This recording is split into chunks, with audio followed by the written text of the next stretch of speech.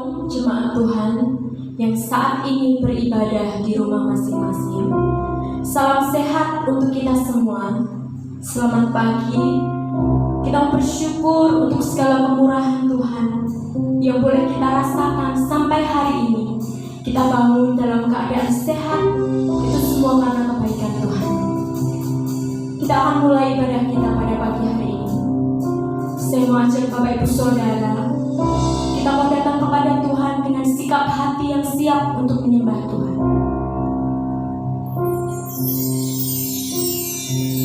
Markus 5 ayat 36 berkata, jangan takut, percaya saja. Dalam segala hal, kita mau tetap percaya kepada Tuhan, sebab Dialah yang memegang hidup kita. Dia Allah yang senantiasa ada bersama-sama dengan kita. Terima kasih Tuhan Yesus, kami datang kepadamu Tuhan.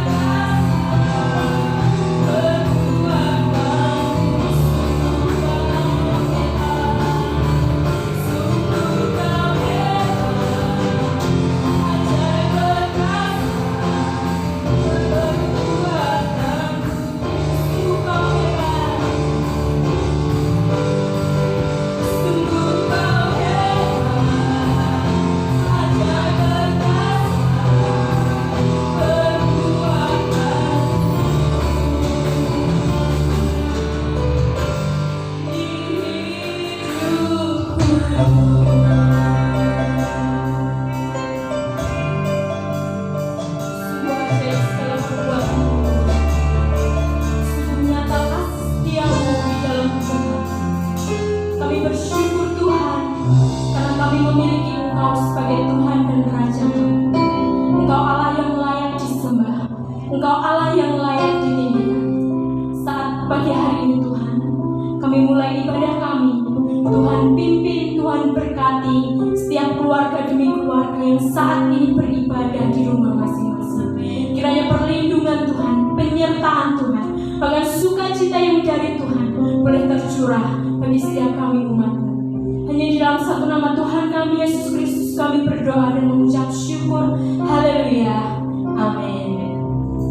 Sebab Tuhan Yesus ialah sumber sukacita di dalam hidup kita. Mari kita mau menyenangkan hati Tuhan, kita mau bersukacita bagi Tuhan, karena kita mau terima janji Allah.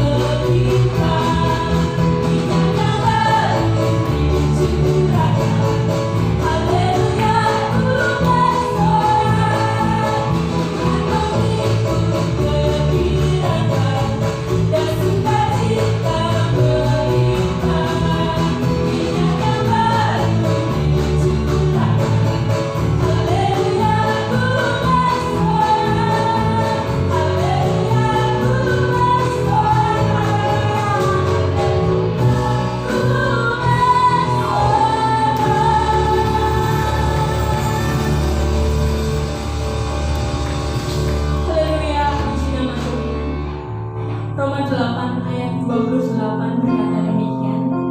Kita tahu sekarang bahwa Allah turut bekerja di dalam segala perkara untuk mendatangkan kebaikan bagi mereka yang mengasihi Dia. Apapun yang saat ini kita hadapi, pergumulan apa yang kita bawa di hadapan Tuhan, tapi satu hal yang harus kita percaya bahwa Allah turut bekerja di dalam segala perkara untuk mendatangkan kebaikan bagi Bapak Ibu Saudara dan saya. Mari kita menyiapkan hati kita untuk menerima berkat melalui firman Tuhan. Kita menyatakan bahwa Dia Allah yang El Shaddai, Dia Allah yang besar, Dia Allah yang berkuasa atas hidup kita.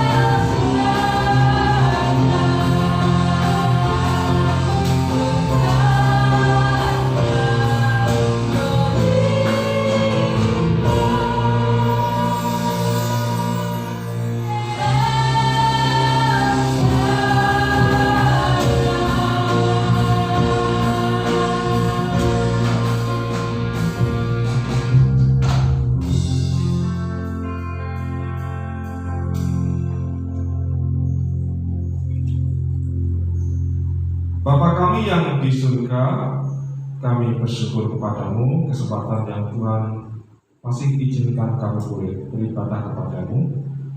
Kita pada hari beribadah melalui rumah kami masing-masing, tetapi kami percaya tidak mengurangi semangat kami, tidak mengurangi kerinduan hasrat kami untuk mencari Tuhan, untuk bersekutu denganmu.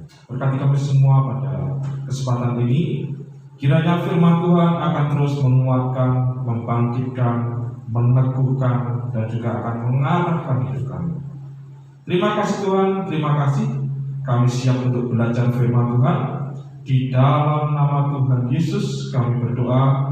Haleluya, haleluya. Amin. Shalom Bapak Ibu Saudara sekalian.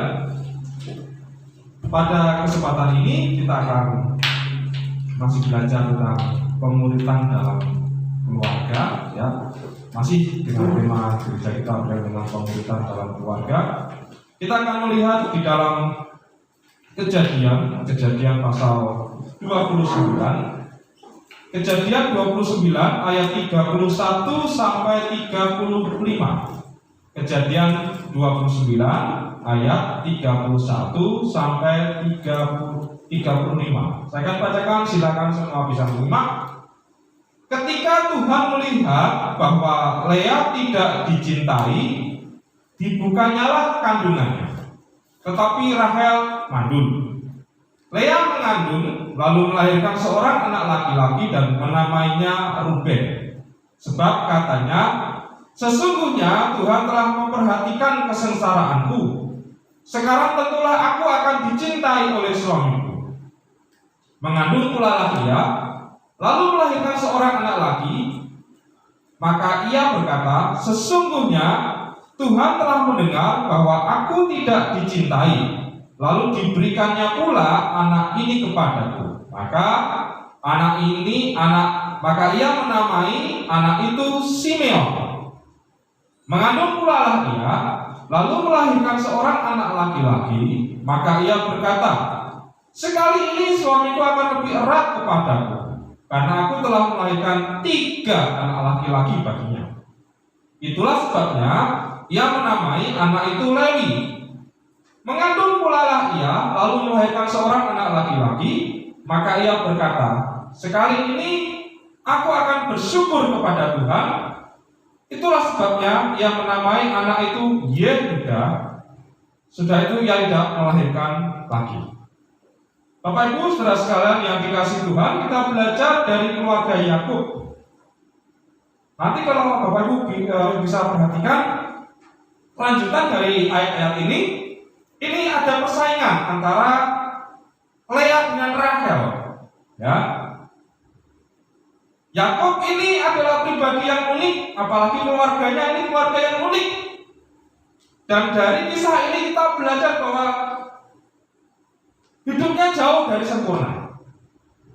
Dan mohon maaf, banyak karakter dari Yakub yang sebenarnya jauh dari kata teladan. Dia penipu, dia penakut, dia sukanya cari aman sendiri. Tetapi kisah Yakub ini menyadarkan saya secara pribadi tentang keluarga, bahwa ternyata semua itu anugerah Allah. Tak ada satupun yang dapat kita banggakan. Yakub yang karakternya sedemikian senangnya sendiri, keluarganya jauh dari sempurna, tetapi nama Yakub itu nama yang keren.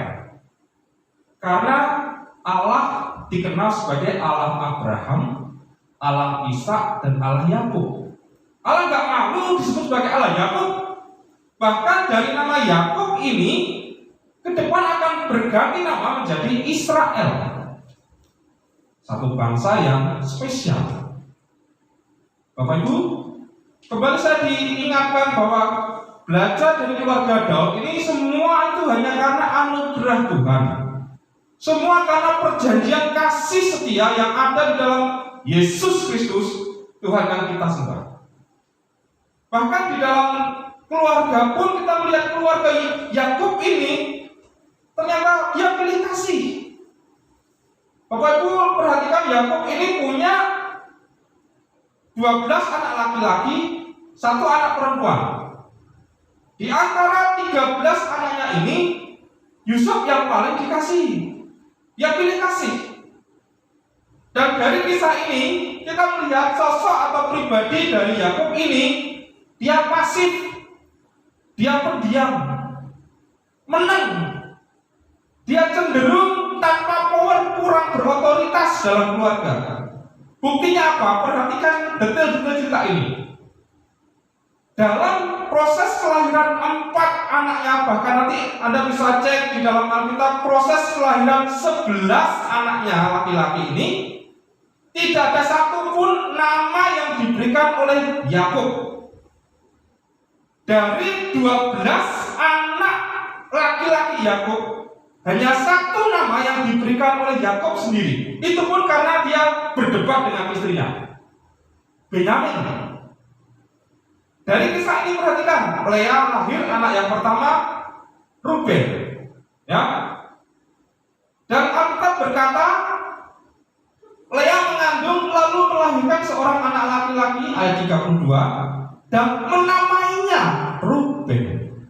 Yang memberi nama Ruben itu bukan Yakub, tetapi Lea. Dan saya melihat Bapak Ibu, nama-nama ini, kalau zaman sekarang ya, zaman milenial saat ini sebenarnya kalau saya perhatikan lebih mirip status WA, status medsos daripada sebuah nama. Karena intinya dikatakan, kenapa dia beri nama Ruben? Sesungguhnya Tuhan memperhatikan kesengsaraanku. Ya, jadi sama seperti kalau kita buat status ketika kita sedang sedih, tiba-tiba ada berkat dan ada pertolongan Tuhan, puji Tuhan. Kita buat status gede-gede, tulisan gede-gede di WA atau masuk di Instagram atau Facebook, kita buat status itu. Nah, mirip-mirip seperti ini. Jadi apa yang dibuat Lea ini merupakan dorongan dari kondisi emosional dia. Anak yang pertama, Ruben, Tuhan memperhatikan sengsaraku karena aku ini seolah gak digagas oleh suamiku sendiri. Suamiku lebih mencintai Rahel daripada aku.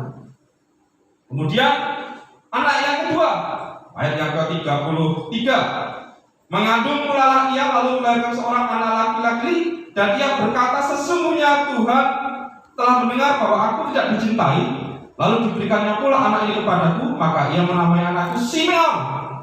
Simeon artinya Tuhan mendengar aku tidak dicintai. Tuhan mendengar aku ini gak digagas, Tuhan mendengar aku gak diperhatikan, Tuhan melihat bahwa aku ini gak diperlakukan tidak adil. Simeon. Anak yang ketiga pun juga sama, Lewi. Artinya apa? Sekali ini suamiku akan lebih erat kepadaku, kali ini suamiku akan lebih lengket denganku. Lewi. Anak yang keempat lahir, aku bersyukur kepada Tuhan. Yehuda. Nah, perhatikan Bapak Ibu, 4 nama anak laki-laki Yakub ini, yang memberi nama bukan Yakub, tetapi Lea, ibunya. Perhatikan, ini berbeda sekali dengan budaya kita orang timur. Kebanyakan, mayoritas ya, budaya timur itu yang memberi nama itu adalah ayahnya atau bapaknya. Banyak kisah dalam Alkitab bahwa Tuhan menuliskan dalam Alkitab kisah-kisah ketika seorang anak lahir yang diberi nama, yang memberi nama itu bapaknya, dan bahkan ada embel-embel nama bapaknya. Misal Yohanes, salah satu murid Tuhan Yesus, itu disebut Yohanes anak Zebedeus. Jadi yang memberi nama itu adalah bapaknya yang bernama Zebedeus. Juga ketika Yohanes Pembaptis lahir, yang ditanya mengenai namanya itu bapaknya Zakaria. Zakaria, Pak Zakaria ini anakmu sudah lahir, kok beri nama apa ini? Yohanes.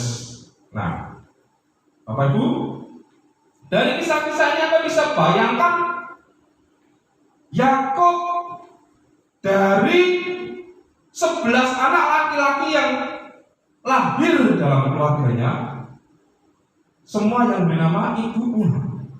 Hanya 1 anak, yaitu namanya Benyamin. Benyamin pun sebelumnya itu bernama Ben-Oni.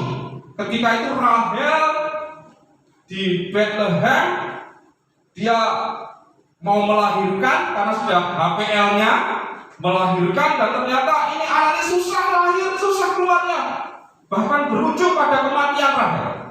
Akhirnya dia berkata, Ben-Oni, anak kesusahanku, anak sengsaraku.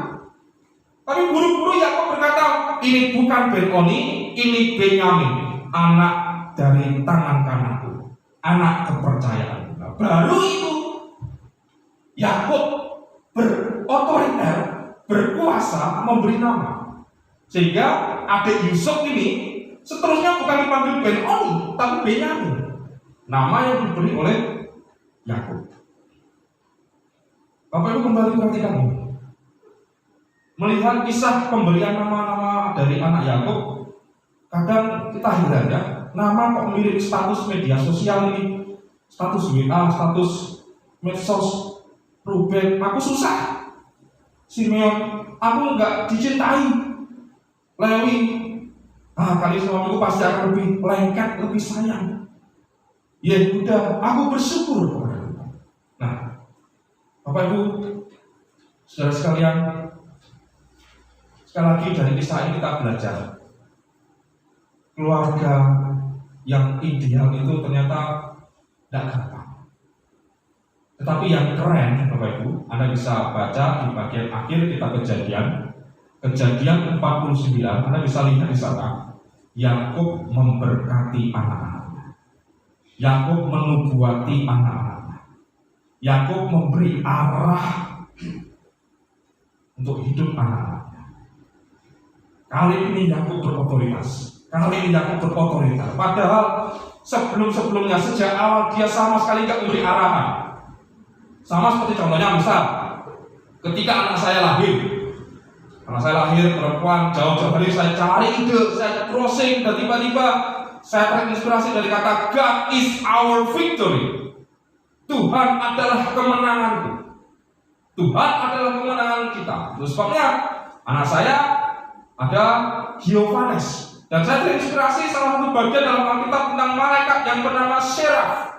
Seraf itu artinya malaikat yang ada di hadirat Tuhan, yang khusus di hadirat Tuhan. Jadi harapan saya, harapan kami sekeluarga ke depan, anak kami ini menjadi peringatan, menjadi satu monumen pengingat kami bahwa Tuhanlah yang memberi kemenangan. Demikian pula harapan kami ke depan bahwa diberi nama Seraf, artinya dia menyukai, dia punya hobi untuk dalam hadirat Tuhan. Itu harapan orang tua. Nah, dari kisah Yakub, di awal dia nggak ada harapan sama sekali mengenai nanti anak ini namanya bagaimana. Katakanlah kalau diberi nama Wicaksono, diberi nama permisi kata, kalau kita ada yang bernama Arif, itu artinya pintar, bijaksana, ya. Nah, Bapak Ibu, semua orang tua ketika memberi nama punya harapan. Tetapi Yakub, meskipun di awal-awal dia sama sekali nggak keren, jauh dari sempurna, tetapi di akhir hidupnya dia arahkan anaknya, dia tumpangi tangan satu persatu anak-anaknya, dia berkati, dia nubuati, dia memberi arah bagi nanti ke depan hidupmu bagaimana, hidup keturunanmu bagaimana.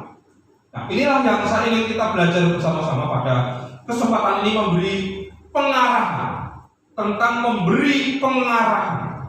Kita lihat bersama-sama Mazmur pasal 127 ayat 4 sampai 5. Mazmur 127 ayat 4 sampai 5. Sesungguhnya 127 ayat 4 sampai yang kelima. Mazmur 127 ayat 4 sampai yang kelima. 127 ya, bisa ditampilkan di slide 127 ya. Seperti anak-anak panah di tangan pahlawan, demikianlah anak-anak pada masa muda. Berbahagialah orang yang telah membuat penuh tabung panahnya dengan semuanya itu. Ia tidak akan mendapat malu apabila ia berbicara dengan musuh-musuh di pintu gerbang. Bapak Ibu, Mazmur 127 ini termasuk Mazmur ziarah. Artinya Mazmur yang dinyanyikan dalam perjalanan menuju Yerusalem. Kenapa ke Yerusalem? Karena perintah Taurat setahun 3 kali, ya, 3 kali dalam setahun, semua yang memiliki KTP Israel wajib untuk datang ke Yerusalem merayakan pertama hari Paskah, yang kedua hari Pentakosta, yang ketiga hari raya Pondok Daun. 3 hari raya ini wajib untuk kumpul silaturahmi secara nasional. Nah, Mazmur siapa? Itu adalah Mazmur yang dinyanyikan dalam perjalanan menuju Yerusalem. Dalam perjalanan ibadah mereka ke Yerusalem. Dan dalam perjalanan ini seluruh keluarga ikut. Jadi Mazmur ini seolah memberi pengarahan seluruh keluarga untuk beribadah kepada Tuhan, untuk membiasakan seluruh keluarga untuk mencari Tuhan, mengarahkan seluruh keluarga kepada Tuhan. Nah, dan kali ini sangat cocok sekali karena digambarkan bahwa busur dan anak panah. Bicara mengenai anak panah, ya, katakan anak-anak itu seperti anak-anak panah. Setiap anak itu seperti anak panah. Namanya anak panah, Bapak Ibu, itu pasti pertama runcing, ya, lancip, runcing. Karena apa? Supaya memudahkan menancap pada sasaran. Kalau ada anak panah tetapi nggak runcing, itu berarti pertama itu mainan anak kecil, ya, panah-panahan, atau itu panah yang nggak benar. Karena setiap anak panah pasti ujungnya runcing. Ini bicara soal ada ketajaman, ada keterasahan, karena dilatih, karena di proses yang gak mudah, namanya diasah, ditajamkan, itu prosesnya gak main-main. Demikian pula namanya anak panah itu pasti lurus. Anda kalau melihat di video orang mana, di TV orang mana, itu anak panah pasti lurus. Karena ini bicara soal nanti bagaimana melesat di udara, bagaimana nanti bisa istilahnya itu aerodinamikanya, bagaimana dia nanti akan meluncur, membelah udara supaya ada ketajaman dan kecepatan yang pas. Nah, Bapak Ibu, ini bicara soal bagaimana kita melatih anak, bagaimana kita memproses anak, tidak didiamkan, tidak dijangkit.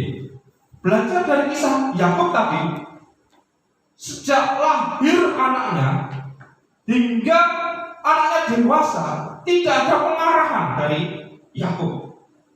Yakub memberi pengarahan ketika mau hafal. Pesan firman Tuhan ini bicara tentang bagaimana kita mendidik anak, memproses anak, membentuk karakter, bahkan melatih skill. Saya senang jika sejak kecil kita mengarahkan anak kita untuk punya keterampilan. Misal keterampilan dalam hal akademis, pandai dalam matematika, pandai dalam menggambar. Nah, itu termasuk contoh-contoh kita memfasilitasi.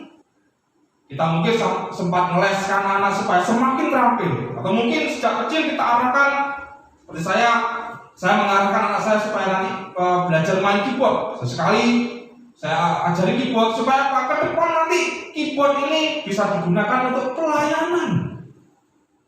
Bahkan kalau ditekuni bisa jadi profesi yang menghasilkan uang juga. Nah, segala upaya orang tua ini bagian dari mempertajam, mengasah anak agar memiliki keterampilan. Ya, Bapak Ibu, tetapi jangan hanya urusan perkara akademis, sekolah, prestasi, belajar. Latih pula dalam hal kepedulian lingkungan, kebersihan, menghargai waktu, menghargai janji, tanggung jawab, kerinduan untuk beribadah. Ajari terus untuk juga rajin dalam menghormati Tuhan. Jangan pasif, jangan diam. Sama seperti kita semua kalau kita melihat panah, ya, kalau kita disuruh untuk memanah, saya percaya pada awalnya kita pasti akan gagal. Gagal untuk bisa tepat pada sasaran. Kenapa demikian? Karena kita belum terampil. Kita pasti mikir, aku nggak bisa memanah, aku belum pernah belajar memanah. Nah, namanya anak panah, belajar memanah itu perlu latihan supaya semakin terampil. Pada awalnya mungkin kita gemetar, tangan kita yang bagian ini gemetar, nggak bisa lurus. Apalagi kalau kita belum terlatih, kita belum bisa mempertimbangkan mengenai nanti.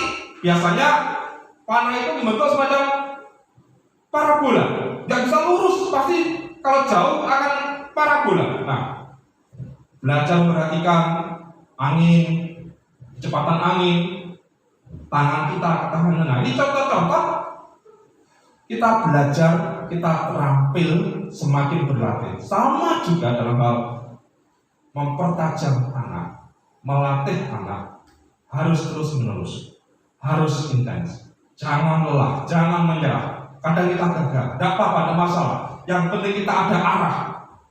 Karena dalam keluarga ini bukan soal kecepatan, tapi soal arah. Percuma kuat, cepat, tapi kalau nggak terarah, percuma. Bapak Ibu, pengarahan yang paling utama di samping punya ketajaman, punya keterampilan. Mazmur Syair ini, Mazmur 127 itu adalah Mazmur yang mengarah kepada ibadah. Artinya sejak awal kita harus punya planning, kita harus punya rencana, kita juga harus punya semacam kurikulum bagaimana nanti mengarahkan keluarga kita, mengarahkan anak kita untuk kepada Tuhan, mengarahkan anak dan seluruh keluarga kita untuk mengenal Yesus Kristus sebagai penebus, mengarahkan anak kita nanti ke depan untuk mengerti bahwa ini loh dosa, dan seharusnya karena kita sudah berdosa kita mati dihukum. Tetapi oleh karena penebusan Kristus, pengorbanan Kristus, karena salib Kristus, kita ditebus, kita diampuni. Kita mengarahkan seluruh keluarga kita bahwa hidup kita ini adalah hidup orang yang dikasihi Tuhan, hidup orang yang ditebus oleh Tuhan. Inilah arah yang sebenarnya. Karena Alkitab, Bapak Ibu, salah satu definisi dosa itu kalau kita meleset dari arah yang seharusnya. Arah hidup kita adalah semakin memuliakan Tuhan, semakin mengenal Tuhan. Saya bersyukur, saya ikut senang jika keluarga Anda, keluarga jemaat diberkati, punya harta, tambah aset, anak berprestasi. Salah satu keluarga ada jabatan, diberkati Tuhan luar biasa. Tapi ingat sekali lagi, yang paling utama, arahkan kepada Tuhan. Bukan sekedar diarahkan untuk harta, diarahkan untuk prestasi, diarahkan untuk jabatan. Puji Tuhan jika diberkati Tuhan. Tapi ingat, harus sampai mengenal Yesus Kristus sebagai Tuhan dan Juru Selamat. Arahkan keluarga kita untuk menempatkan Tuhan sebagai tujuan. Kalau kita kaya dan diberkati itu tujuannya untuk menjadi berkat, bukan untuk semakin egois dan sombong. Kalau diberkati, diizinkan Tuhan sehat, gunakan untuk menghormati Tuhan. Kalau Anda diizinkan Tuhan punya pengalaman-pengalaman hidup yang sekiranya bisa menjadi kesaksian, gunakan untuk menceritakan Tuhan Yesus baik. Proses yang saya alami tidak mudah, tetapi Tuhan memberi kekuatan. Ini contoh kita mengarahkan hidup kita menjadi saksi, mengarahkan keluarga kita. Bapak Ibu, mengarahkan seluruh keluarga kita untuk menyadari anugerah Tuhan dan memuliakan Tuhan sebagai sasaran dan tujuan kehidupan. Hari ini pula bagi mereka yang beberapa di antara Bapak Ibu mungkin sedang sakit, terbaring lemah, isolasi mandiri, mengalami lockdown, ada gejala-gejala yang sekiranya itu membuat kita khawatir, membuat takut. Hari ini saya berkata, cari Tuhan, Arahkan hati kita kepada Tuhan. Biarlah Tuhan hanya sebagai jawaban, satu-satunya jawaban. Oke, kita perlu pertolongan. Oke, kita perlu sembuh. Oke, saya perlu bebas dari sakit penyakit ini. Tapi ingat, Tuhanlah yang paling utama. Karena seringkali ketika kita sudah diberi pertolongan, kita lupa akan Tuhan. Cari Tuhan. Karena kalau sudah dapat Tuhan, percayalah semuanya itu akan ditambahkan. Matius 6 ayat 33 berkata, carilah dahulu kerajaan Allah, carilah Tuhan terlebih dahulu, maka semuanya itu akan ditambahkan kepada kita.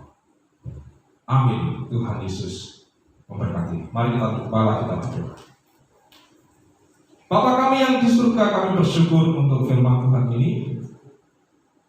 Mohon berkat-Mu turun atas kami semua yang mendengar firman.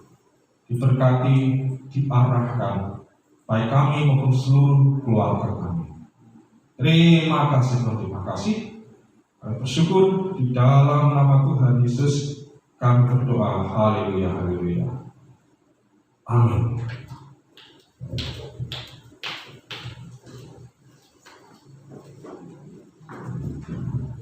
Puji nama Tuhan, kita sudah menerima berkat melalui firman Tuhan. Saya akan menyampaikan pengumuman untuk besok minggu depan. Ibadah masih online. Kemudian untuk persembahan dan persepuluhan bisa dikirim ke rekening gereja, atau bisa juga dikumpulkan di gereja, atau langsung diserahkan ke bendahara gereja. Terima kasih untuk setiap persembahan dan persepuluhan yang sudah Bapak Ibu Saudara berikan. Tuhan Yesus yang akan semakin memberkati hidup kita. Jangan lupa tetap menggunakan prokes dimanapun kita berada. Salam sehat untuk kita semua. Selamat hari Minggu. Tuhan Yesus memberkati. Kita akan tutup ibadah kita pada pagi hari ini dan berdoa syafaat bagi negara Indonesia. Mari saya undang Bapak Ibu Saudara yang di rumah, kita mau bangkit berdiri, kita pujikan doa Yabes.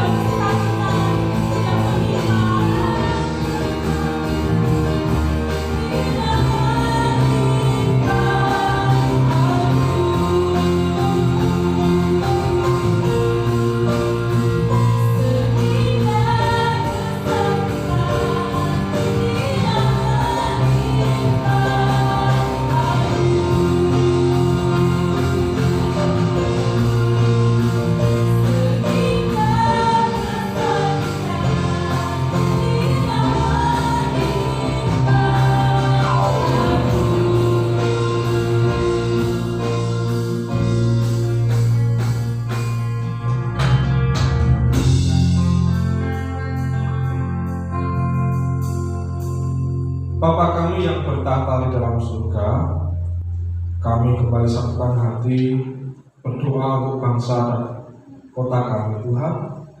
Kami berdoa diberkati bangsa kami Indonesia, hari-hari yang tidak mudah sedang kami alami bersama.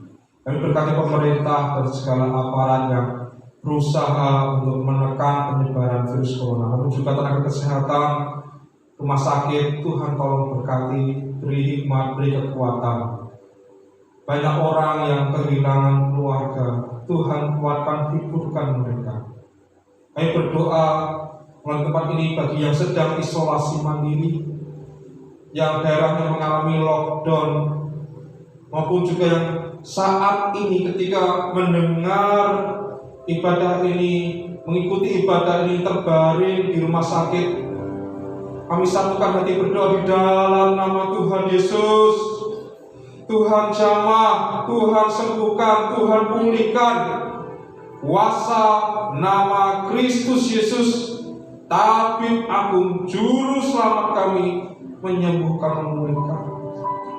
Berkati iman, semakin sembuh, semakin pulih. Tuhan berkati juga setiap umat-Mu, setiap jemaat yang hari-hari tidak mudah secara ekonomi, usaha pekerjaannya. Tuhan tolong. Kami percaya Tuhan sanggup memelihara. Bagi Tuhan adalah perkara mudah untuk memberkati kami, untuk memulihkan, menyembuhkan. Kami percaya dan mengandalkan Tuhan sebagai satu-satunya tempat perlindungan kami. Sekali Tuhan berkati seluruh umat-Mu yang sakit sehat sembuh dalam nama Tuhan Yesus. Pulih semuanya, pulih negeri kami, pulih bangsa kami, pulih kota kami, pulih lingkungan kami, pulih semua keluarga kami. Terima kasih dan terima kasih. Mohon kemurahan turun, mohon berkat Tuhan turun atas kami. Mari semua kita angkat tangan kita terima berkat Tuhan. Damai sejahtera yang dari Allah Bapa, kasih dan kuasa yang berkemenangan yang termeterai dalam Anak Allah Tuhan kita Yesus Kristus, hikmat, penyertaan serta persekutuan di dalam Allah Roh Kudus menjadi milik saudara saat ini sampai selama-lamanya. Semua yang terima berkat Tuhan bersama berkata amin.